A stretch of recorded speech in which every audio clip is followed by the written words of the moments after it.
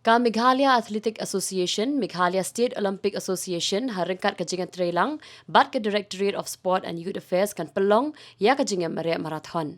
Kani kejingan Maria Marathon kabala ai kerteng kum ka Sohra International Half Marathon arajar arpuar en sepelong haka arpui trik nopra ajar arpuar. Ya kini kejingan kop Maria Marathon en sedang napok mau kedong sya Sohra rem bat wan biang syaju haka kejingan kabalong kumba arpuai kilometer. Mo kita Sarkar bakala menjuri kini proposal juga kebangila submit na Msoa ka Northeast Olympic Games. Kemudian Pynlong ini ka first international Sohra half marathon. Di kini kalau kumba arpo kilometer kuci mare kanong point to point. Di kacaka kadi napo mau kodok kinsa tau kanu 10 kilometer 1.5 ya.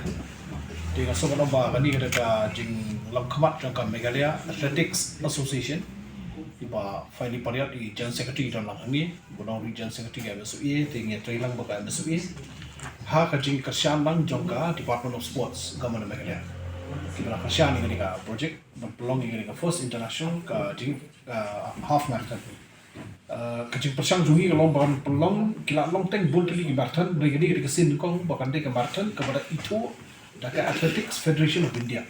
Kamu buat sisin bapila itu dengan tu, kamu kanu ka record kamu pi mare harani ka run kalau recognized even by the harkat berka world athletics. Dia kamu ni ketu kurpan ik samla jungi kilampak jungi bakwa mission beta kita lai South League beta.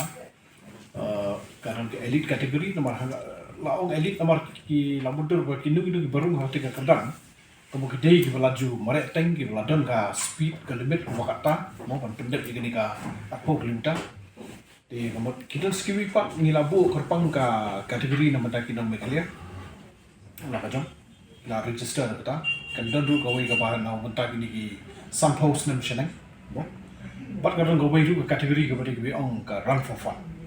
Di kadang dulu baru kini ki nomare kadang kekendon bagi di soy ya ke indemnity bond kepada ka jing soy ban dum tembakli ini lada mo nama hakamare ti la di belong lupa ka lock fit jadi kita ki prosedur kita labu kadang ka jing thau jing wo naka AFI kana wan shirau mata ki wan biang la season di kenet in thau with hadu ka last inch kin thau hadu inchi ba hadu banyo kajing thau ba paka nomor kani kajing mare lada kayat ben ngikermen bak sarkar kanang petengi kadi makan warak mu kalong kaya rap lu ikut tourism karap ni kakayo kam jam nama kindon kijing don kam di volunteer mo bonut ani ga dinti pembandan kijing keren bagi ki sinong di marjam mo begini ya train kat na tega lo kajing bentoy ya boro